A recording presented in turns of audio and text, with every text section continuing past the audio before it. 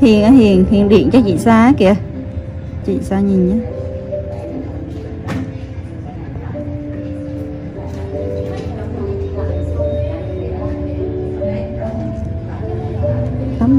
À tắt nhạc dùm bên Sĩ Thương ơi.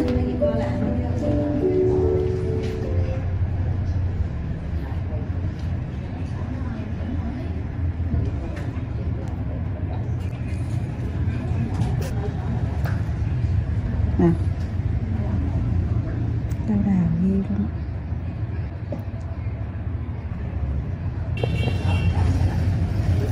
Ví dụ như chị làm hết chừng ni cục của em là hắn chị đau bằng một cục con bé rồi nữa thôi, bé lúc nãy thôi.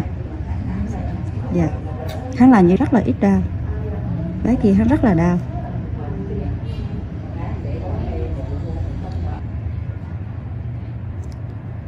Với lại hủa cái làn lông mày của chị đúng rồi cho vừa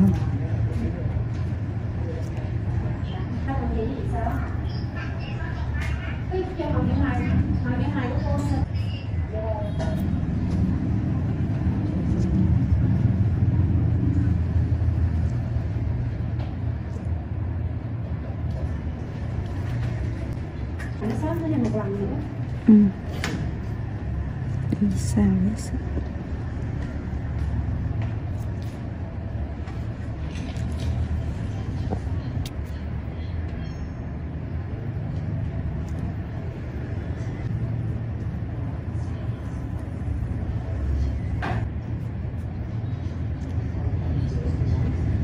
Cái thấy mà đứng quá thì khiến cho nằm ra xíu cái này. Bây thì phải nhìn cái cảm giác nó mát.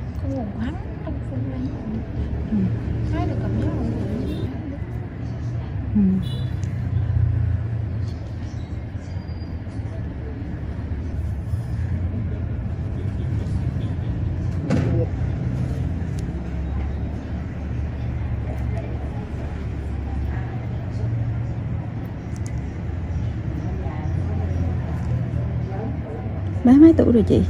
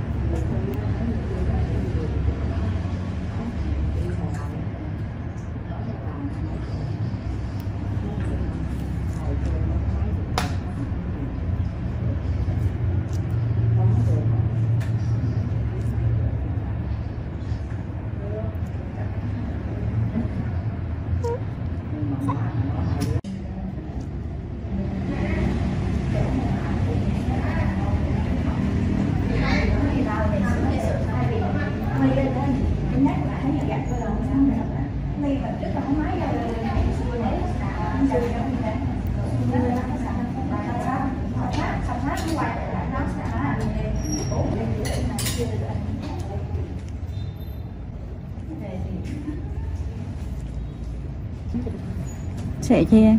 Sẽ bóng. À không. Hắn thăm hay là ra? Hắn thăm thì mua thuốc về bầu vô.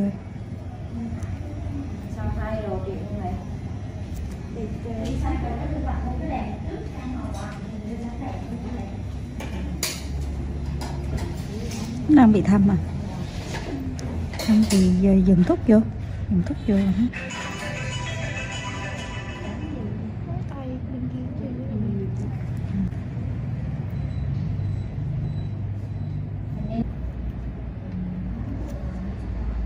Khổ ghê.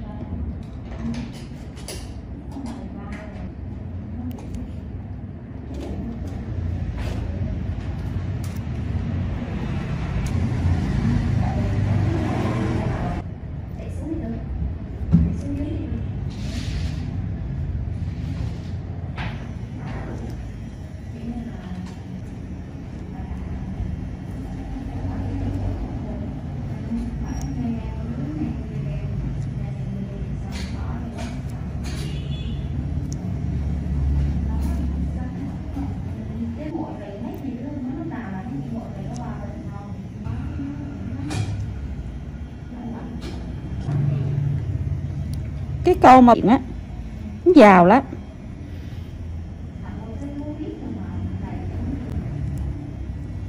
Chồng chiếc ô tô, vợ chiếc ô tô là biết họ giàu cỡ mô rồi, giờ rồi thay cái hai cái nó không có trong trong đó.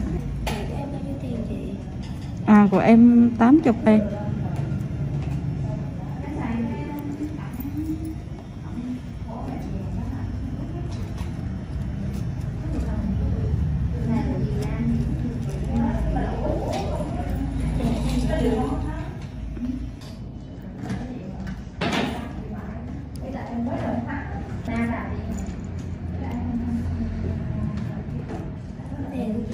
Rồi chị cảm ơn mấy ngày.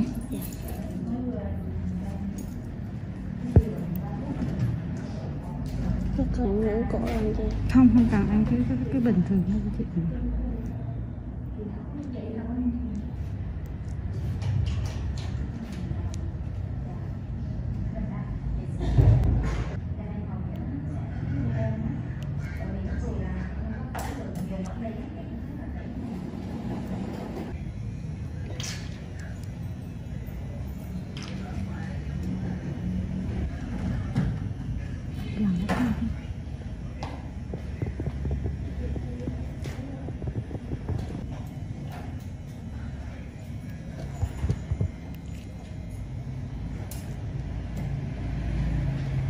Chị khó xíu em nghe.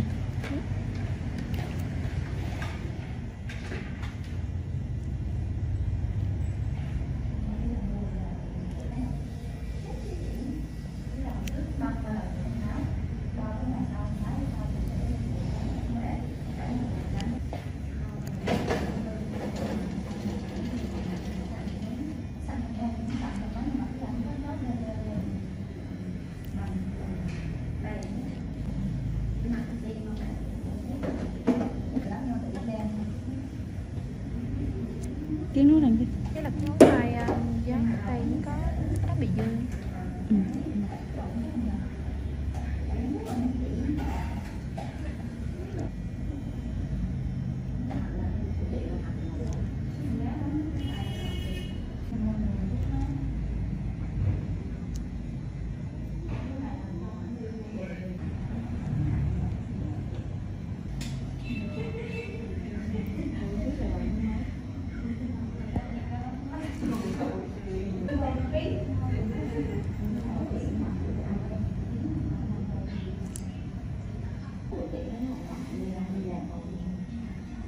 Mấy đứa nhỏ này sẽ hơi lao hơn chút đó Hạnh.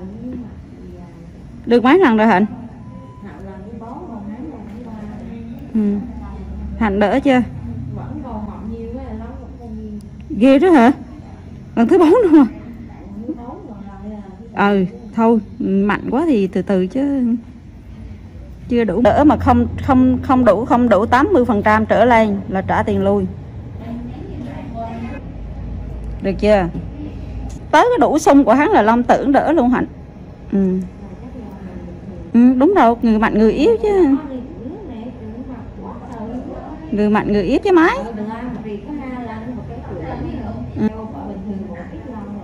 Ừ.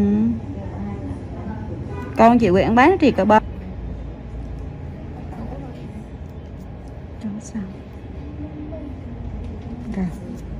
In driving traits and terrific twin-turbo flat-six engines, the 2022 Porsche 911 is a nearly flawless sports car, and it's an obvious editor's choice winner.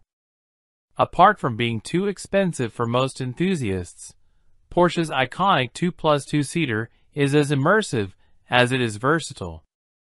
Along with the aforementioned flat-six, which produces a distinctive snarl and makes between 379 and 473 horsepower, we reviewed the higher-powered GT3 and turbo variants separately.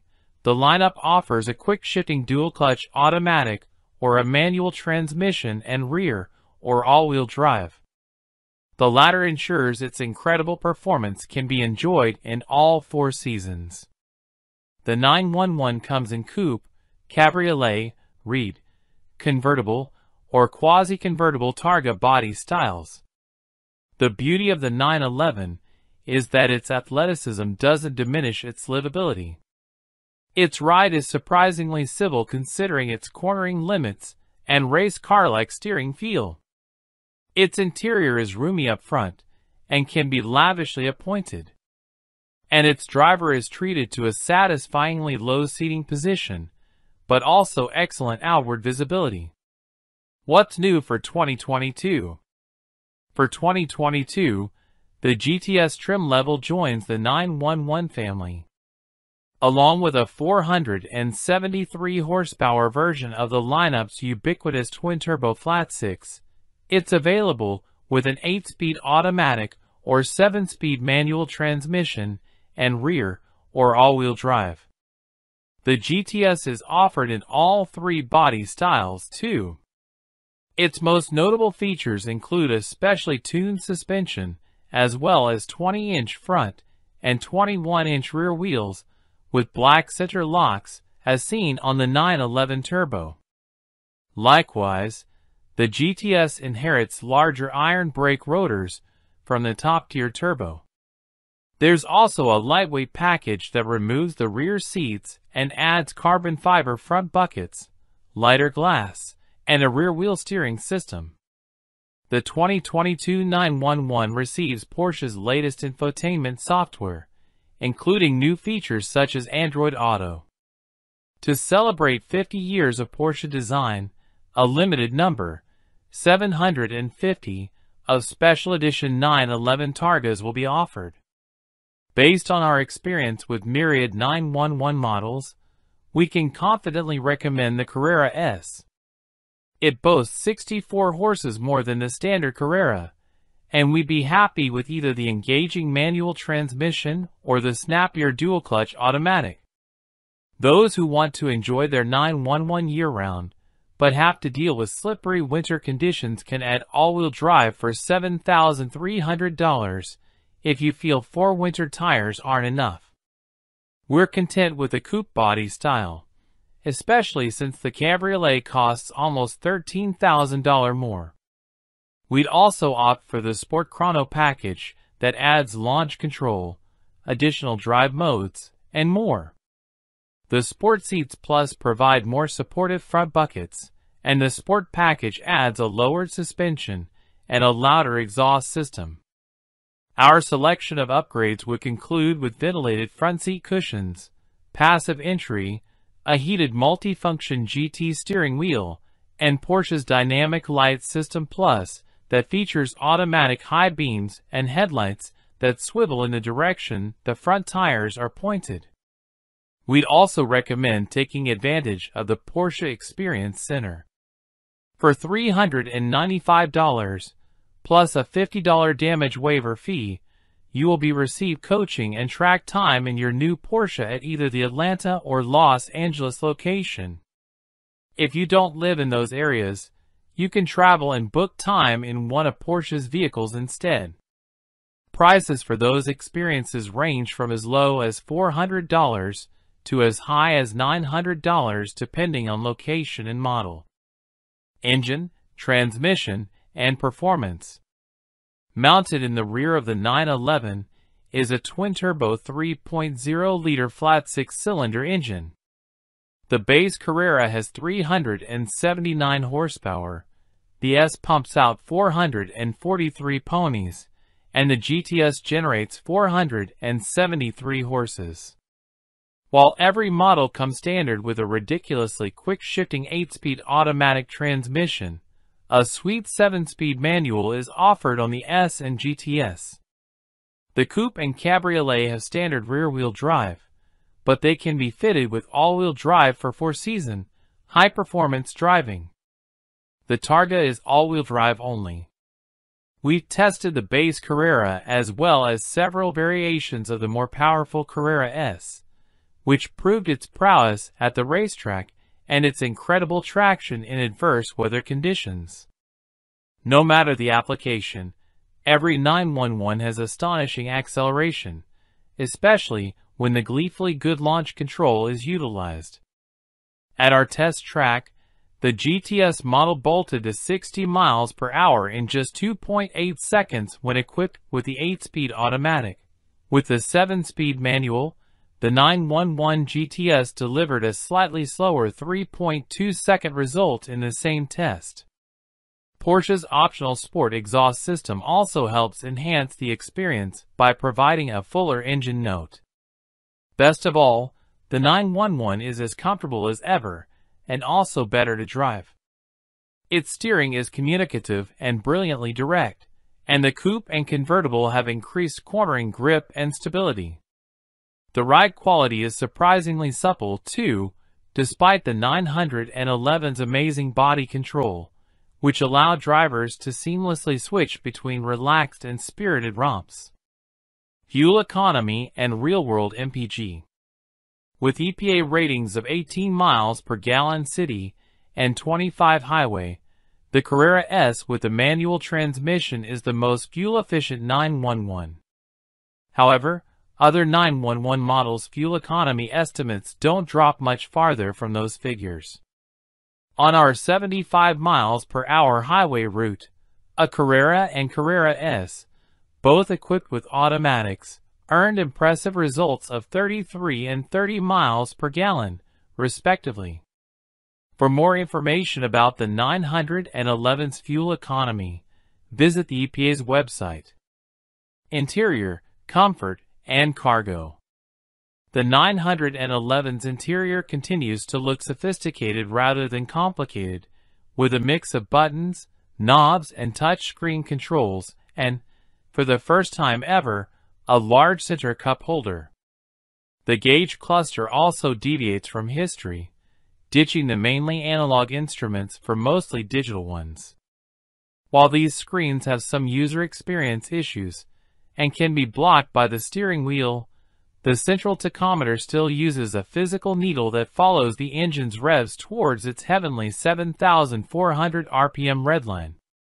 The 911's low-slung driving position and supportive front seats are fantastic, and the steering wheel has a wide range of adjustment.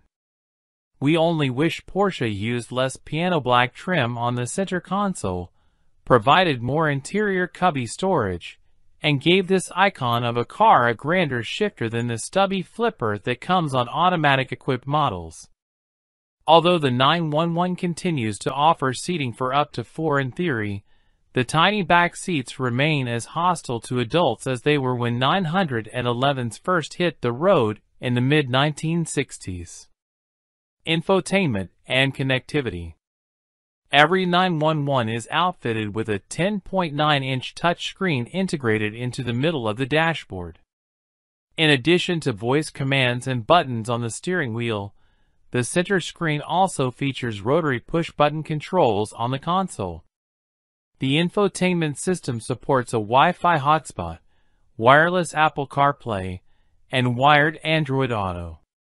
Porsche does provide 2 high-end surround sound systems that include a 12-speaker Bose unit and a 13-speaker Burmester stereo. Safety and driver assistance features. The 911 is available with myriad driver assistance technologies, including desirable options such as automatic high beams, blind spot monitoring, and even night vision. For more information about the 911's crash test results, visit the National Highway Traffic Safety Administration, NHTSA, and Insurance Institute for Highway Safety, IHS, websites. Key safety features include standard forward collision warning and automated emergency braking, available lane departure warning and lane keeping assist, available adaptive cruise control, warranty and maintenance coverage. Porsche's warranty coverage is standard for the segment, with a first maintenance visit covered free of charge. However, rivals such as the Jaguar F-Type offer more value by covering maintenance for up to 5 years. Limited warranty covers 4 years or 50,000 miles. Powertrain warranty covers 4 years or 50,000 miles. Complimentary maintenance is covered for 1 year or 10,000 miles. Hello, welcome to NT Car Reviews channel. 2022 BMW X3 xDrive 30i. Apparently Goldauction is German for Goldilocks, but you could do worse than new 2022 BMW X3. It's roomier than the small, sporty X1, but not as large or expensive as the X5.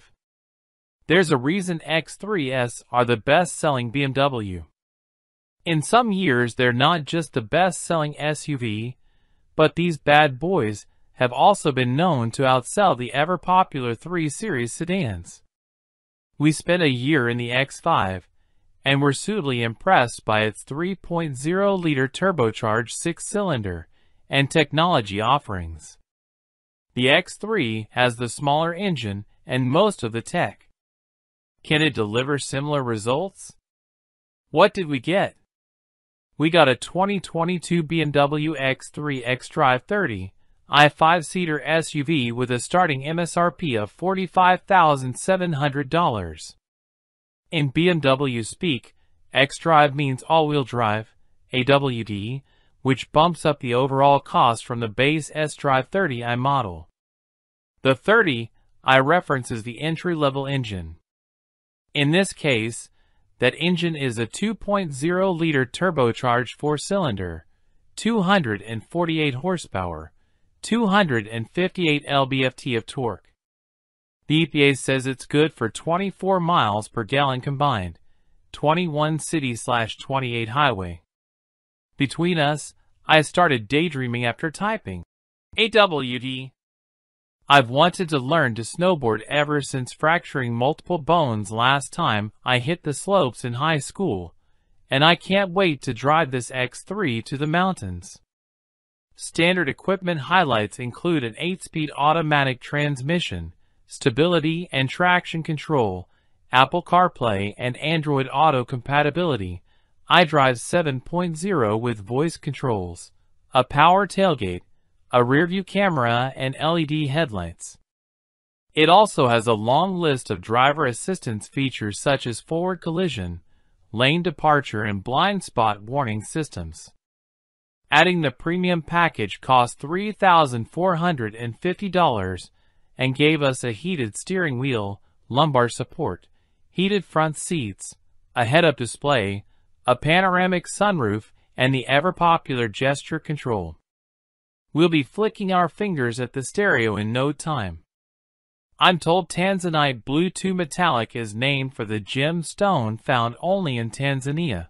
Choosing this radiant color tacked on another $1,500.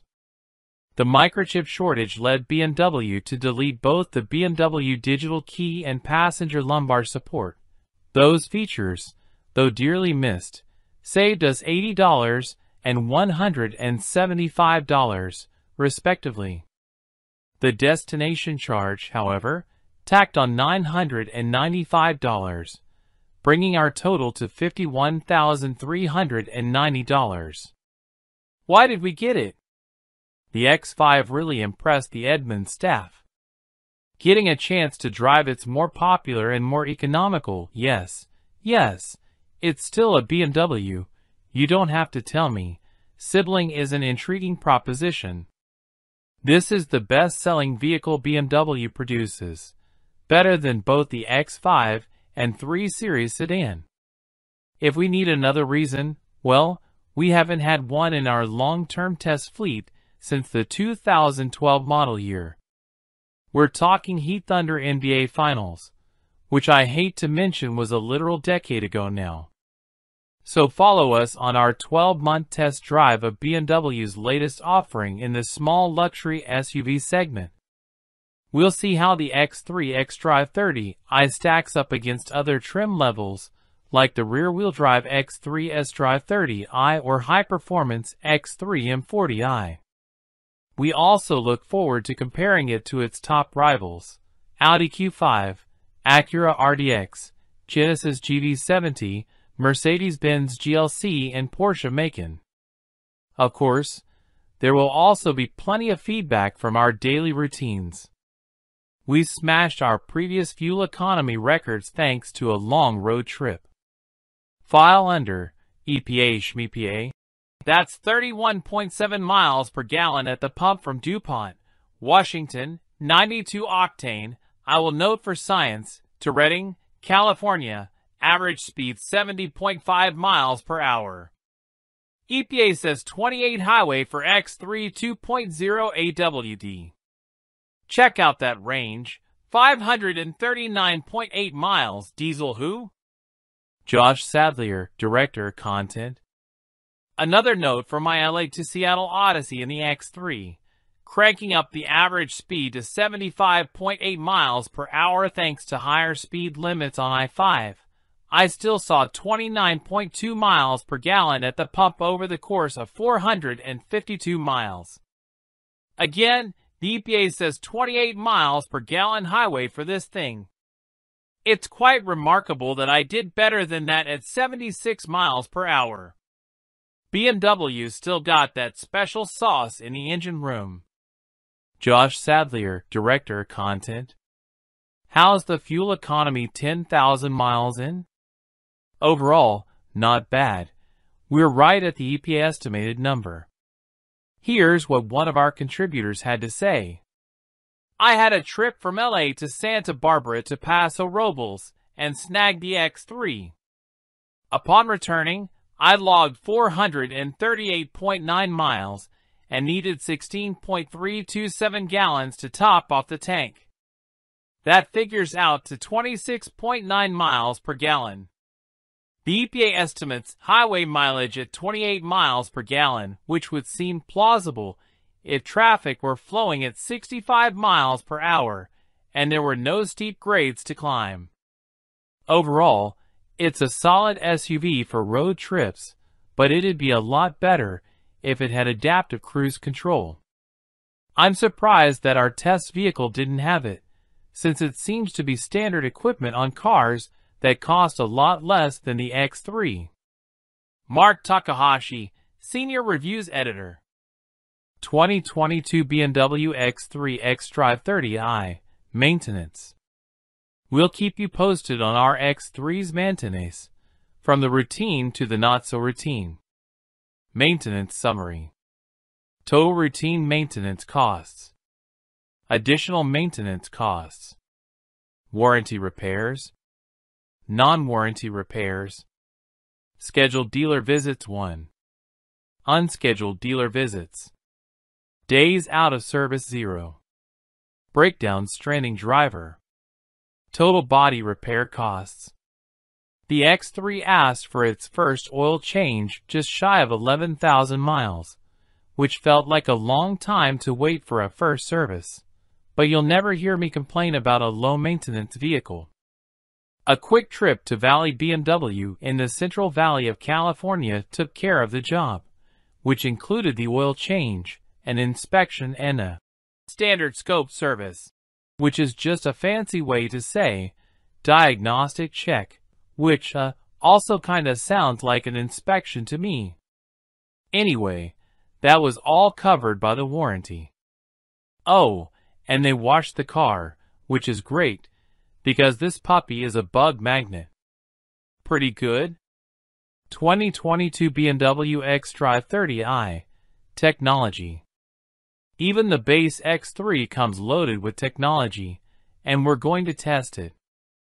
I complained about wireless Apple CarPlay when we first got our X3 right here on this website. Not about the product.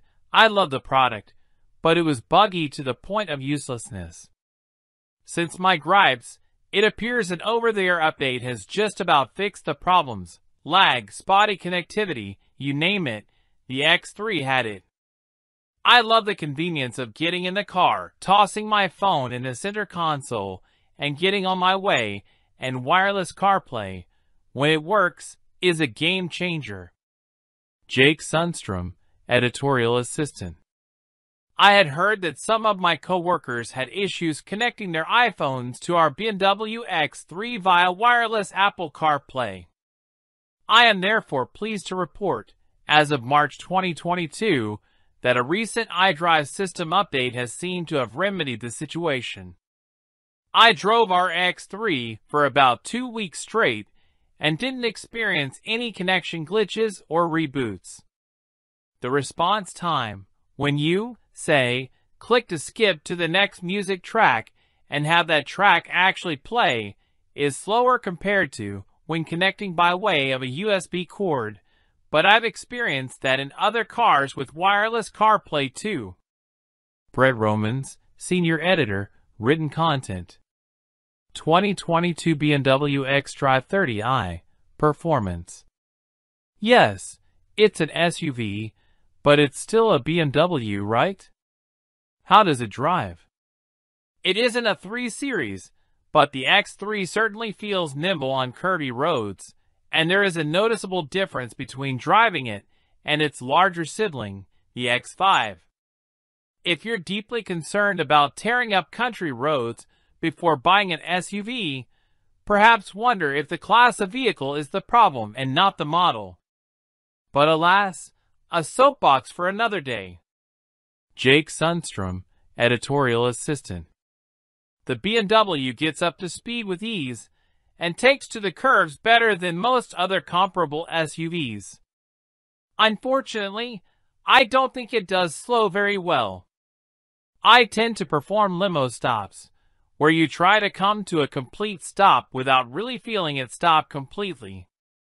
It's about finding the lightest touch on the brake pedal, but no matter what I try, the X3 refuses.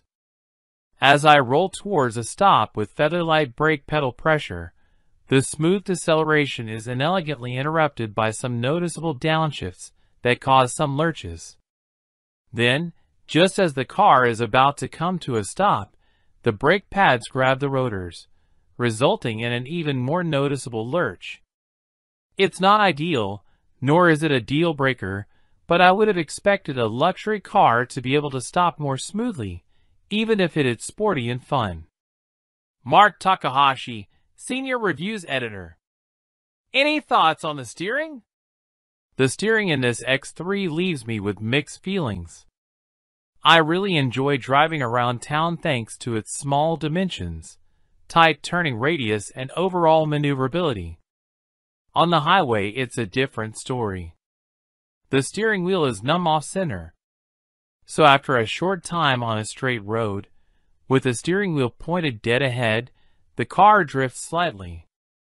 It requires constant, small adjustments to keep the car in the middle of the lane. It happened often enough that I switched from comfort to sport mode, thinking the heavier steering setting might help. No such luck. Mike Schmidt, Senior Manager, Vehicle Testing Operations. What's the power situation? Don't challenge anyone to a drag race. It could seriously alter your future, Marty, but you'll likely be satisfied with how the X3 performs chugging up large hills. It never wants for power thanks to the single turbo assistance its 4-cylinder engine receives. Jake Sundstrom, editorial assistant.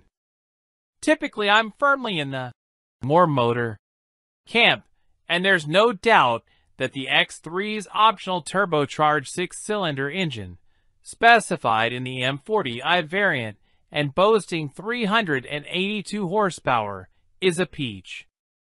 But even though our 4-cylinder X3 xDrive 30 I makes a seemingly wimpy 248 horsepower, I never find myself thinking that its sauce is weak. There's plenty of punch for anything the commute might throw at you, and the numbers bear that out. At our test track, the X3 sprinted to 60 miles per hour in a satisfyingly swift 6.2 seconds. What's more, the refinement of this powertrain is top-notch. I'd love to have an M40i, but the xDrive 30i is no slouch. Oh, I forgot to add, Sport Mode. Always Sport Mode. It's the first thing I press after the start button. In Sport Mode, the X3 is alive and engaged. Until you press that button, though, it's not ready to rock. Josh Sadlier, Director, Content Strategy. 2022 BMW xDrive 30i, Comfort. The X3 tries to split the gap between sporty and comfortable. How well does it do? How's it on the highway? Impressively comfortable and quiet. It probably helps that we've got the most relaxed X3 spec possible, which is the xDrive 30i with the standard, non-sport, suspension, and the regular 19-inch wheels. The optional 20 or 21-inch wheels are fancier, but have shorter tire sidewalls, so there's less cushion. This combo easily smooths out ruts and bumps on the road. And there's not much wind noise or tire noise. That combo makes our X3 a pleasing companion on a long drive. Brett Romans, Senior Editor, Written Content. Spending more than 5 hours driving to and from San Diego over the past weekend crystallized my disappointment in the X3's lack of adaptive cruise control. You may recall our fully loaded Kia Sorento, despite its flaws, came with ACC, making it a superstar when it came to road trip and high-traffic environments. It's one thing I find lacking on an otherwise very capable SUV. Jake Sundstrom, Editor, CarMax. How about around town? The BMW gets up to speed with ease and takes to the curves better than most other comparable SUVs. Unfortunately, I don't think it does slow very well. I tend to perform limo stops, where you try to come to a complete stop without really feeling it stop completely. It's about finding the lightest touch on the brake pedal. But no matter what I try, the X3 refuses.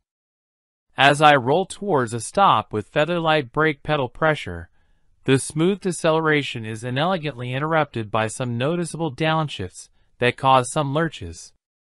Then, just as the car is about to come to a stop, the brake pads grab the rotors, resulting in an even more noticeable lurch. It's not ideal, nor is it a deal breaker, but I would have expected a luxury car to be able to stop more smoothly, even if it is sporty and fun. Mark Takahashi, Senior Reviews Editor. What about the front seats? You know, I'm a little underwhelmed. They're fine, but I've found myself fiddling with the seats adjustments more than I thought I would. The seat isn't lacking for anything. Our Test X3 has the upgraded 4-way lumbar too, but I just can't seem to dial in a driving position I really love. Ultimately, I feel like I'm just sitting on a chair rather than being fully supported by something great. Brett Romans, Senior Editor, Written Content. Okay, but is the X3 too focused on comfort? BMW's been accused of turning its back on its traditional enthusiast clientele for many years now, but the X3 is one vehicle whose comfort-biased dynamics seem just right to me. There's a lot of suspension travel in this rig. Big dips and speed bumps really get it bouncing around, and no shortage of body roll either. But honestly, how many people really want flat cornering and a stiff ride in a luxury SUV? You get one of these to cruise around the city without a care, and that's exactly how I felt driving the X3 on LA's patchy pavement. Carefree. To be fair, the few times I did probe the X3's cornering potential, I found it to be decently athletic. But most folks will simply enjoy the X3's smooth and supple ride. I bet BMW sells a lot of these for precisely that reason. Josh Sadlier, Director, Content Strategy. Any neat features we should know about? The My BMW app lets you connect your phone to your car, giving you the chance to do things like lock the doors, check the fuel level and, it claims, ventilate the vehicle. You'll note it doesn't say precondition the vehicle. Can you feel smug Tesla owners clutching their keyboards a little tighter? That's because all it appears to do is run the fans in the vehicle, which is awesome if you want to feel a bunch of hot air blown around your cabin on a 110-degree day. Alternatively, you could just drive just about anywhere in the continental United States during summer right now to try the feature for free. Jake Sundstrom, Editorial Assistant. Hello, welcome to NT Car Reviews channel. 2022 Rivian R1T. It's been 4 years since Rivian, an all-new electric vehicle startup, first showed us a truck we never knew we needed and opened its pre-order books. And at long last, the wait, for some at least, is finally over. The Rivian R1T is the first to arrive to market, leading a new wave of modern electric pickup trucks from the factories of Ford, Chevrolet, Hummer, and, maybe, eventually Tesla. As a company formed in this modern tech age, Rivian isn't like traditional vehicle manufacturers, and it shows in the design of the R1T. Size-wise, the Rivian R1T sits somewhere between a mid-size truck, think Ford Ranger, and full-size truck, think Ford F-150, but weighs a hefty 7,150 pounds, which is roughly the weight of a heavy-duty truck, like this F-350 Super Duty. Despite all the weight, it accelerates quicker than many sports cars do, and can get to places virtually no sports car would dare. To date, it's the best handling truck we've driven to, and that's made possible with the help of the R1T's standard adjustable air suspension.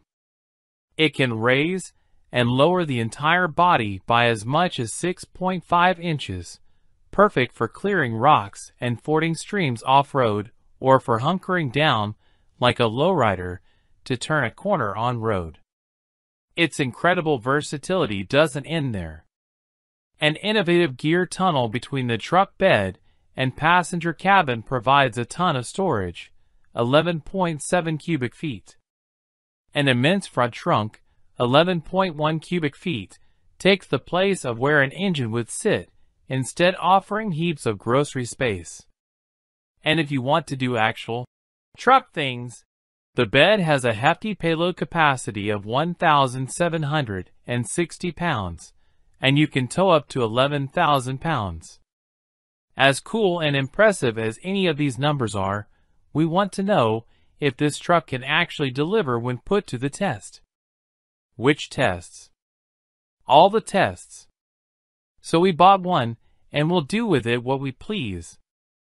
Did we mention we have Ford F-150 Lightning on order for our long-term test fleet too? What did we get? If you were one of the 90K plus hand raisers to plunk down an early deposit for a spot in the Rivian R1T production queue, then you'd be getting a launch edition R1T. That's the truck you see here. When a manufacturer offers a launch edition model, they typically come with some exclusive features like a special exterior color, specific badging, and sometimes a bundle of options at a slight discount. The Rivian R1T Launch Edition checks those boxes. All launch editions come with quad-motor all-wheel drive, delivering a staggering 835 horsepower and 908 lb-ft of torque to whatever surface you happen to be rolling across. You also get Rivian's large battery pack, 135 kilowatt-hours. This pack is the second largest of 3 battery options, wedged between the standard 105 kilowatt hours, and the Max, 180 kilowatt hours, packs. The large pack battery is said to deliver 314 miles of range on a single charge, according to EPA estimates. We verified that the R1T could meet that estimate in the real world, albeit by a small margin. It traveled 317 miles on a single charge. Those 317 miles were on a truck wearing the standard 21-inch wheels and all-season tires. With the Launch Edition, we were able to select upgraded wheels and tires at no additional cost, but doing so would cost us some range, theoretically. We went with the 20-inch wheels and chunkier, off-road-oriented all-terrain tires, which Rivian estimates would reduce our total range by 40 miles. If we had chosen to upsize to the larger 22-inch wheels with all-season tires instead, our range penalty would only be 21 miles. The Launch Edition also comes standard with the Adventure package. This spruces up the interior with heated and cooled perforated vegan leather seats, beautiful natural grained ashwood trim, and a premium audio system by Meridian, replete with an uber-cool removable Bluetooth speaker that recharges when stowed in the center console. Further, the package includes Rivian's Gear Guard, which turns the truck's surround view parking cameras into security cameras and provides a locking security cable to thread through any loose valuables in the bed or mounted on the roof rack, if you have one. If we're feeling paranoid, we can have the truck send us activity alerts on our phones and review recorded footage, CSI style. Perhaps we'll finally be able to put a face to those darn car detailing solicitors. Other included features worth mentioning are a full suite of advanced driver aids with things such as adaptive cruise control, lane keeping, blind spot warning, etc., as well as an onboard automatic air compressor for airing up your tires whenever and wherever you feel like it. The final touches of our Launch Edition truck come in the form of that unique interior badging, which is actually pretty discreet and tasteful, and an exclusive Launch green paint. This green is on the paler side, with a bit of brown mixed in. Although it's not quite as striking as the darker and deeper forest green on the R1T color swatch, we still dig it. If we had to call our green something more descriptive, we might go with oxidized guacamole. The only options we checked outside of our prefix $73,000 Launch Edition were the reinforced underbody shield, $2,000, and the all-weather floor mats, $175. This brought our grand total, before taxes, licensing fees, and federal incentives, to $76,250, including $1,075 destination. If you happen to miss the headline, Rivian raised prices earlier this year. So if you're thinking you'd want to spec out a truck just like ours, it will, unfortunately, cost quite a bit more. Here's a quick breakdown of our truck using today's pricing structure. Our R1T Adventure package, $73,000. Quad motor AWD, $6,000. Dual motor AWD is now the new base offering. Large pack, battery $6,000, required for any quad motor truck. Forest green, $1,750. Any color other than LA silver is extra. Oxidized guacamole unavailable. 20-inch wheels with all-terrain tires, $2,500. Reinforced underbody shield, $2,000. Power tonneau cover, $3,000. All-weather floor mats, $200. Yup, even these went up in price. Destination, $1,075. Total estimated price, $95,525. Since we ordered our Rivian R1T, prices have gone up roughly 25%. For launch edition owners looking to make a quick buck, that's a pretty decent return if they decide to offload to the highest bidder. We, on the other hand, don't have any plans on selling anytime soon. Why did we get it? The list of reasons why you wouldn't get a Rivian R1T is probably a lot easier to compile. It's kind of expensive, especially after the price hike in early 2022. It's a larger vehicle if you don't have a lot of space to park, and it's the first vehicle from an all-new, untested company. Those things aside, how in the world could we pass up owning something so frickin' cool? Could you? Real-world fuel economy. With electricity being so cheap compared to gas prices, especially now, it's easy to gloss over the efficiency of an electric vehicle. To date, the Rivian R1T is the least efficient EV we've tested, at least until the Hummer EV arrives, using double the amount of battery juice to travel 100 miles as a Tesla Model 3. That's not so surprising considering how much it weighs, the fact that it has 4 electric motors to feed, and that it's shaped, well, like a truck. Here, we'll be tracking just how much electricity our R1T consumes on average, and then translate that into a language we all can hopefully understand a bit more clearly. Amperic drain sounds scary. What is it, and how does it apply to the Rivian R1T? Battery Drain Test Part 1. We started noticing our Rivian R1T had a lower state of charge when we came out to it in the morning than we left it overnight. This can happen with all electric vehicles in small quantities, especially when left parked for long periods of time. We were noticing it in larger than expected quantities after leaving it parked for just one night. So, we decided to put this battery drain, sometimes called the amperic drain, to the test.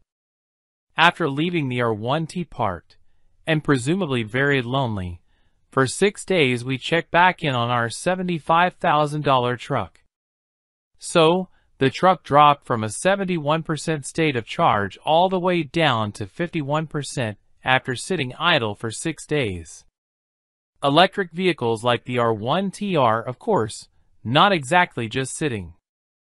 They're running copious software to manage the battery and various systems to keep the truck functional, sort of like leaving your computer on sleep mode rather than shutting it all the way off. Of course, you have the option to power your computer down. You can't do that with your truck. Rivian released a software update, 2022.27.02, that may address some of the battery drain issues. So we plan to perform this experiment again, and will note any performance improvements. For now, we'll keep an eye on our state of charge both before and after getting out of the vehicle for the night. Battery Drain Test Part 2. See Part 1 above. Shortly after we performed our static battery drain test, where we left our Rivian R1T alone for 6 days straight to see how much juice we'd lose, Rivian sent out an over-the-air software update that was supposed to help mitigate that issue. So we decided to perform the same test again to see if anything improved with a fresh batch of code. We left the R1T parked for another lonely stretch, this time 7 days, before checking back in. So, this time around, the truck dropped from a 70% state of charge down to 54% after sitting idle for 7 days. If you compare this to the results of the previous test, the drain on the battery has actually decreased, as Rivian said it would. In the first test, we lost 20% of our battery charge over 6 days, compared to just 16% over 7 days in this test. So our drain per day has gone from about 3.3% to about 2.3%. We plan to perform this test with a few of the other EVs we own, and we'll compare those results. An inefficient electric vehicle can create a unique set of hassles, senior video producer Doug Tyler found. This has been an experiment for me to see if an EV is doable for an apartment dweller with no home charger. There are lots of chargers nearby. I naively thought to myself, well, finding an open charger in Glendale/Burbank on Saturday for Labor Day weekend has been a fool's errand. Yes, I'm that fool. My whole afternoon is now being completely dominated. Finally found a charger, level 2 only, so excuse me while I go wander around in 105-degree heat for the next couple hours in order to gain 20 to 30 miles worth of battery. Does the range diminish the R1T's outdoor chops? Rivian markets the R1T as being an outdoorsy kind of vehicle. But I'm wondering how realistic it is to use an EV for off-road adventure. Here's an example. There's an off-road trail I'm familiar with. It's about 65 miles away from my house and is suitable for a day trip. If I fully charged our R1T at home, I'd have about 300 miles of range. That trail is up in the mountains, so figure maybe 100 miles of range expended to get to the trailhead. That would leave 200 miles or so for driving the trail and then getting home.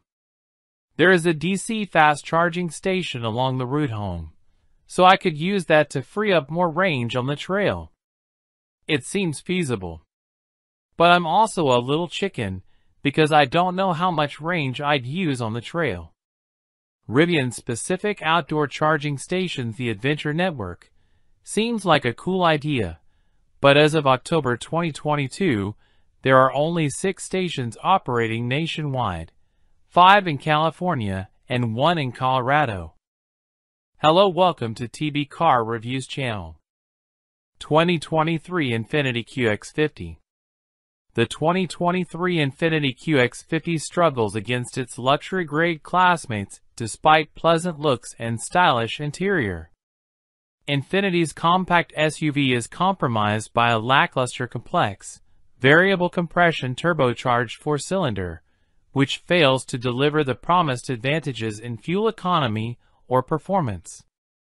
Competitors with conventional turbocharged 4s such as the Audi Q5 and the BMW X3 xDrive 30 accelerate quicker and are equally parsimonious with fuel.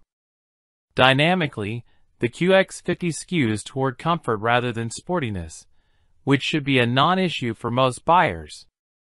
What they get instead of athleticism and driver engagement are a smooth ride and a quiet cabin.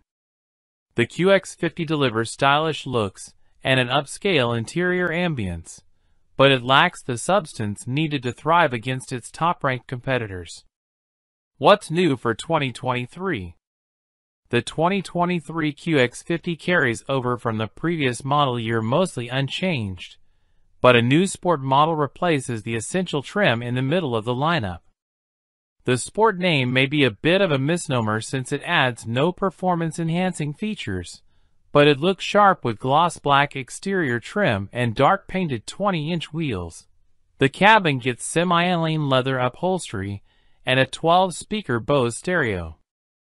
The rest of the lineup benefits from a few new standard features: heated exterior mirrors, remote start, a wireless smartphone charging pad, among others, and all models now come with 3 years of complimentary scheduled maintenance. We think the new mid-level Sport is the best choice among the QX50's many trims as it comes with a decent amount of standard equipment, including a 360-degree camera system, heated and cooled front seats, in-dash navigation, interior ambient lighting, and more. Those who want all-wheel drive should expect to dole out another $2,000. Engine, transmission, and performance. Since its redesign for the 2019 model year, every QX50 has been powered by a turbocharged 4-cylinder engine that uses variable compression, called VC Turbo.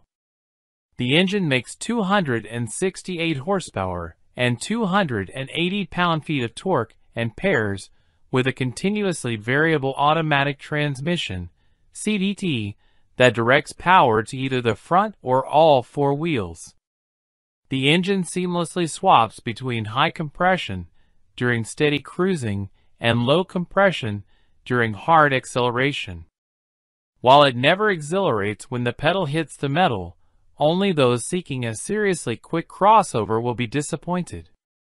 Unfortunately, the engine is loud under heavy throttle, and the CVT makes this worse, especially around town.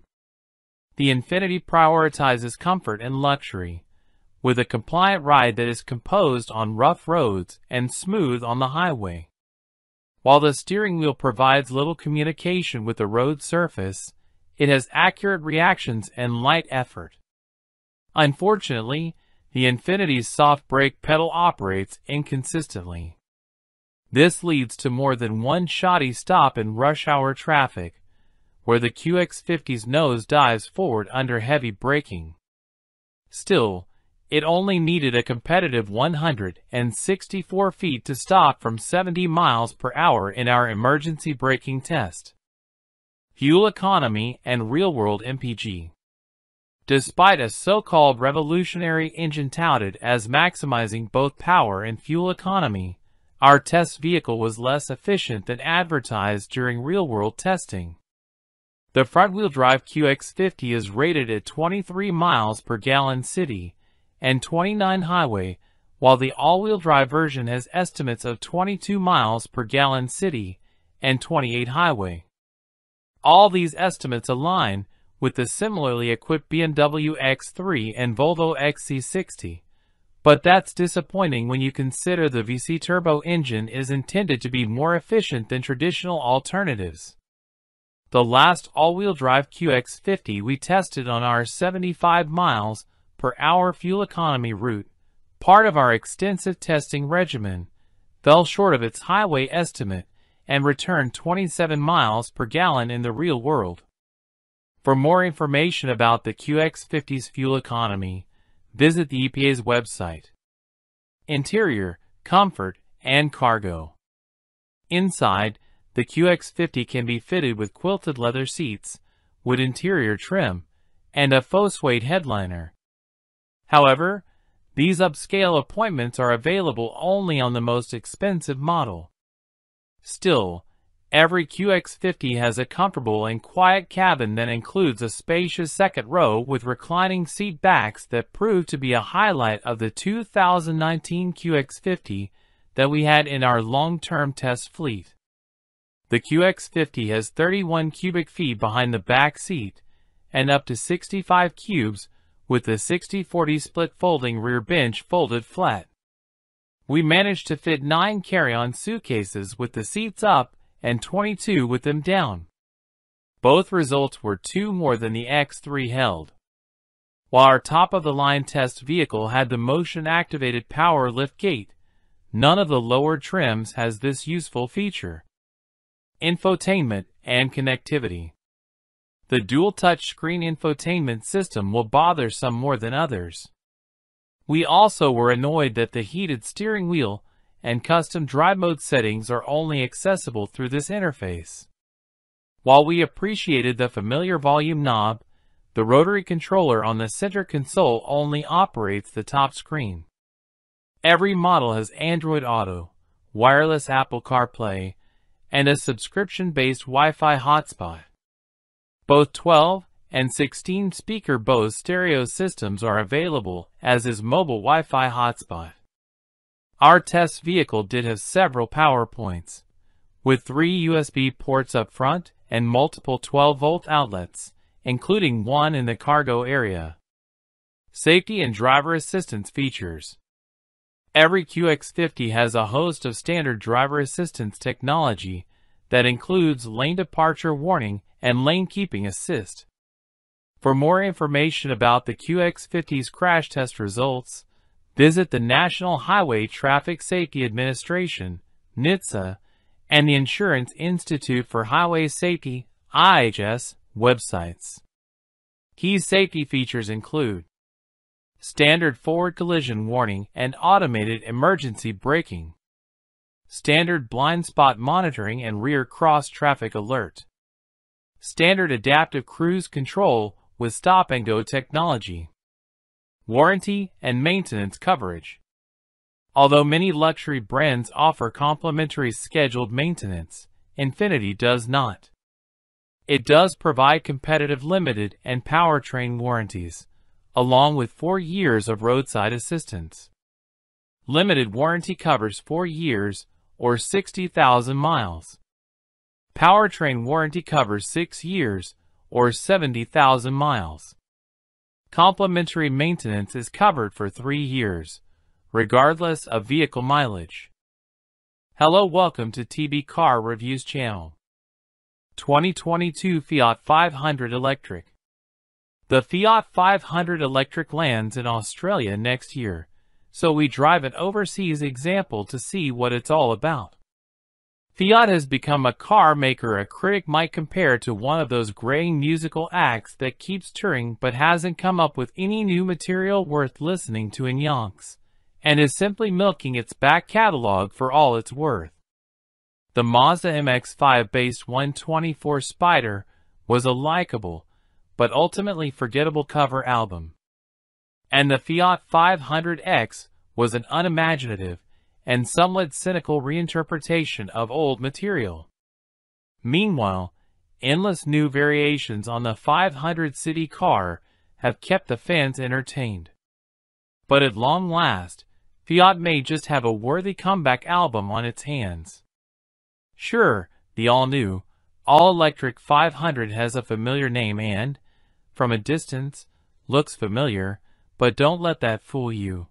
The material here is truly fresh and original, and very current indeed. Let's be clear about the name first. This new car is simply called the Fiat 500. The second zero of the badge has a dash in it to make it look like an E, but Fiat never actually calls the car the 500e. It does sometimes call it the new 500 or 500 Electric to avoid confusion, but nowhere does it say electric on the car. But who knows, Fiat Australia might decide to adopt the E as a local differentiation. While Australian specifications and pricing are yet to be confirmed, in Europe, where we are testing it, the 500 offers a choice of 2 battery capacities. The smaller pack comes with a weaker electric motor and is available in the traditional hardtop hatch, while the 500C, with its retractable fabric roof, is only available with the bigger battery. There is also a choice of 4 trim levels. Entry-level action is quite basic and always comes with a smaller battery. Red is a slight step up and offers a choice of the 2 batteries. Icon comes with a 42 kWh pack only and has a reasonable amount of standard equipment. La Prima is similar to a fully loaded Icon. We'd expect Australian cars to have only the larger 42 kWh, and Icon offers a good balance of features and value. The confusing naming disguises the fact that this 500 is a completely new car. You could be forgiven for thinking it's a re-engineered version of the existing car, but when you park it next to an older one, it becomes abundantly clear that cannot be the case. The new car's size and proportions are just distinct enough that this can only be a new car. Fiat is now part of Stellantis, of course, and most if not all of that group's future EVs will use the CMP platform developed by PSA, which can accommodate petrol and diesel engines, hybrid powertrains, and full EV tech. However, the 500 project began before the merger of Fiat Chrysler Automobiles and PSA, and it rides on a bespoke EV skateboard platform. Mechanically, it's a relatively unadventurous recipe, using McPherson struts for the front suspension and a torsion beam axle at the rear, as is the norm for a small front-drive car. Not going with rear-wheel drive might seem like a missed opportunity given both the 500's history and the way the mass EV market is developing technically, but the traction benefits of RWD are limited in low-powered compact cars like this. The drive battery under the floor has a capacity of 42.0 kilowatt-hours in most versions, including the car we're testing here. Of that, 37.3 kilowatt-hours is usable, giving a WLTP range of 320 kilometers. The smaller battery has just 21.3 kilowatt-hours of usable capacity, good for 190 kilometers. That base version comes with peak power of just 70 kilowatts, while other new 500s have 87 kilowatts. For a small car, the Fiat is heavy on account of its 295 kilograms battery pack. Its 1,365 kilograms curb weight dulls its performance somewhat, but it still managed to hit 100 kilometers per hour from rest in just 8.1 seconds. The 500 has 3 driving modes: Normal, Range and Sherpa. Normal has only slight regen, equivalent to engine braking in a petrol car. Range dulls the initial accelerator response and boosts the regen quite significantly but stops short of one-pedal driving. And Sherpa is like Range, but turns off the climate control and limits you to 80 kilometers per hour. City cars are generally not known for their engaging handling. Simple suspension layouts, modest limits of grip, and generally conservative wheel geometries, intended to promote stability rather than boost agility, see to that. As a result, adequate handling is really all that's required here. To our great delight, however, the 500 does a lot more than that. Our test car came on optional 17-inch wheels shod with 205/45 Continental EcoContact 6 tires. That's a pretty meaty tire section for a car of this size, and, as a result, the 500 develops more than decent grip and traction, which is something cheaper EVs can struggle with as their more rudimentary traction control systems fail to contain the instant torque. Other versions of the 500 come on 195 or 185 section tires, so might behave differently. The car's suspension is quite stiff and allows very little roll through corners, so although the light steering transmits no tactile road feel, you can be confident in placing the Fiat when going through corners at speed. In fact, it often feels like you don't need to slow down for corners at all. Just aim the car in and hang on, while the agility afforded by the short wheelbase ensures the chassis obeys your instruction in a way that is a bit reminiscent of an original Mini. Ride and handling remain a compromise, but it's one that Fiat has struck reasonably well with the electric 500. As well as good stability on the freeway, it offers longer distance comfort and refinement, although its EV range will dictate how long you can cruise. Speaking of range, Fiat 500's claim 320 kilometers was made to look optimistic during our testing, to say the least. With some motorway usage, 225 kilometers proved to be a more realistic estimation of available range during test driving in admittedly fairly cold weather. If you stay within the city, and if the weather's ideal while you're doing it, you might eke out 260 kilometers. Frustratingly, the range indicator tends to be optimistic when you set off with a full charge too. Charging speeds are decent, but no more. The smaller battery tops out at 50 kilowatts, while the bigger battery can charge at 85 kilowatts, which means that a 0 to 80% charge takes 35 minutes. It has been a long time since Fiat has been at the top of its game, but with this new electric version of the 500, it has finally produced a winner. The exterior as well as the interior design are still as recognizable and cute as ever, but despite the retro bent, it looks thoroughly modern. And for something as style-forward as the 500, that's most of the battle one right there. But it goes further. It's also a convincing prospect to own and to drive. There are EVs with more power and more range, but the 500 isn't entirely left behind on that score, and thanks to its tiny dimensions, and tight turning circle, it fulfills its primary purpose as a city car too. Although it can't completely cover its city car routes, the Fiat is remarkably good to drive when you venture out onto the open road.